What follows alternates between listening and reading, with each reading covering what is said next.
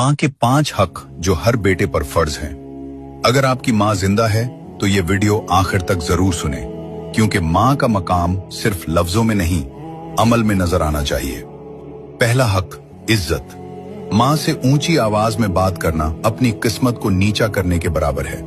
जो माँ की इज्जत करता है, अल्लाह उसकी इज्जत लोगों के दिलों में डाल देता है। दूसरा हक, वक्त। माँ को पैसे से ज्यादा आपका वक्त चाहिए होता है। दिन में सिर्फ चंद मिनट बैठकर बात कर लेना उसके दिल को सुकून दे देता है। तीसरा हक, खिदमत। माँ ने आपको बचपन में संभाला, अब बुढ़ापे में उसे सहारा देना आपकी जिम्मेदारी है। खिदमत कभी जाया नहीं जाती। चौथा हक, दुआ लेना। माँ की एक सच्ची दुआ आपकी तकदीर बदल सकती है, और माँ की आह इंसान को कहीं का नहीं छोड़ती। पांचवां हक, सब्र। अगर माँ कभी सख्त बात भी कर दे तो याद रखें वो आपकी बुराई नहीं, आपकी भलाई चाहती है।